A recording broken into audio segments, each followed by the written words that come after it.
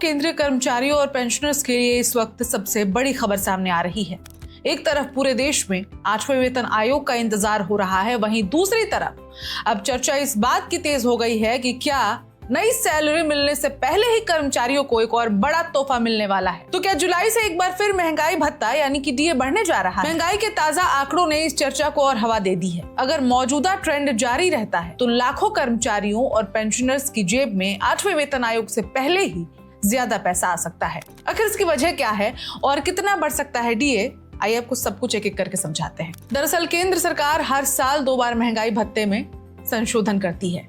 पहला जनवरी और दूसरा जुलाई से लागू होता है। हालांकि इसकी आधिकारिक घोषणा कुछ महीने बाद की जाती है। महंगाई भत्ते का मकसद कर्मचारियों और पेंशनर्स को बढ़ती महंगाई से राहत देना होता है, ताकि रोजमर्रा की बढ़ती कीमतों का असर उनकी आय पर कम पड़े।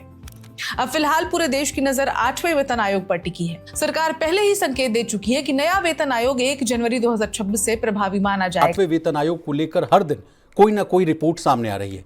कभी फिटमेंट फैक्टर ज्यादा होने की खुशखबरी मिलती है तो कभी इसके जल्द लागू होने के बारे में बताया जाता है। हालांकि अभी जो हम खबर आपको बताने जा रहे हैं वो थोड़ा निराश करने वाली।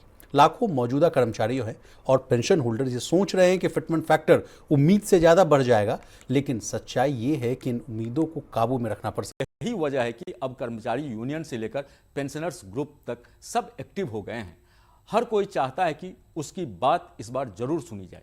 एक और बड़ा बदलाव ये किया गया है कि अब कोई भी सुझाव ऑफलाइन स्वीकार नहीं किया जाएगा। ना कोई लेटर, ना ईमेल, ना पीडीएफ। सिर्फ और सिर्फ आधिकारिक वेबसाइट के जरिए ही ज्ञापन जमा होगा। यानी पूरी प्रक्रिया अब डिजिटल मोड में आ गई है। इसका मकसद है पारदर्शिता और सिस्टमेटिक तरीके से हर सुझाव को दर्ज करना। यह डेडलाइन बढ़ाना सिर्फ औपचारिक फैसला नहीं, बल्कि ये दिखाता है कि आयोग ज़्यादा से ज़्यादा लोगों की राय लेना चाहता है।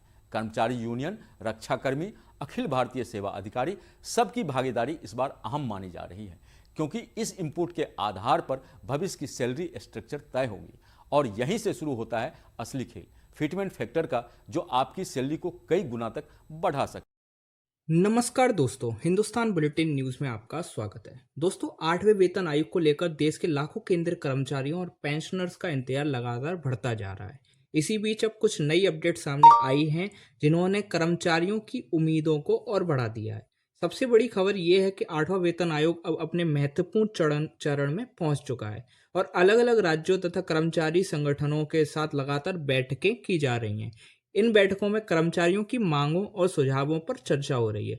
दोस्तों, इस समय सबसे ज़्यादा चर्चा फिटमेंट फैक्टर को लेकर हो रही है, क्योंकि कर्मचारियों की सैलरी में कितनी बढ़ोतरी होगी ये काफ़ी हद तक फिटमेंट फैक्टर पर निर्भर करता है। कर्मचारी संगठन चाहते हैं कि फिटमेंट फैक्टर को 3.68 या उससे ज़्यादा रखा जाए। अगर ऐसा होता है तो न्यूनतम बेसिक सैलरी 18,000 रुपये से बढ़कर 66,000 या 69,000 रुपये तक पहुंच सकती है। हालांकि सरकार की तरफ से अभी तक कोई आधिकारिक फैसला नहीं लिया गया है। वहीं कुछ रिपोर्ट्स में ये भी कहा जा रहा है कि सरकार आर्थिक स्थिति को देखते हुए फिटमेंट फैक्टर को 2.0 से लेकर 2.28 के बीच रख सकती है। अगर ऐसा होता है तो भी कर्मचारियों की सैलरी में अच्छी बढ़ोतरी देखने को मिल सकती है। इसके अलावा जुलाई में महंगाई भत्ते यानी डीए में बढ़ोतरी की उम्मीद की जा रही है, जिससे कर्मचारियों को 8वें वेतन आयोग के लागू होने से पहले ही कुछ राहत मिल सकती है। अब सबसे बड़ा सवाल ये है कि आखिर 8वें वेतन आयोग की रिपोर्ट कब तक आ सकती है। मीडिया रिपोर्ट्स के अनुसार कर्मचारी संगठनों को उम्मीद है कि आयोग अपनी रिपोर्ट 2027 के बजट से पहले सरकार को सौंप सकता है।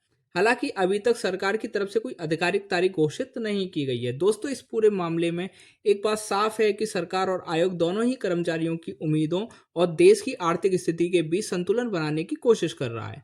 अब देखने को ये होगा कि सरकार कर्मचारियों की बड़ी मांगों को मानती है या फिर सीमित वेतन वृद्धि के रास्ते पर आगे बढ़ती है। तो दोस्तों, आप क्या सोचते हैं, 8वें वेतन आयोग में फिटमेंट फैक्टर कितना होना चाहिए, या 2.28, 2.57 या 3.68? आप अपनी राय कमेंट सेक्शन में जरूर बताएं। अगर आपको ये वीडियो पसंद आई हो तो वीडियो को लाइक करें, शेयर करें और हिंदुस्तान बुलेटिन न्यूज़ को जरूर सब्सक्राइब करें आने वाली लेटेस्ट अपडेट्स के लिए। धन्यवाद दोस्तों। जय हिंद, जय भारत।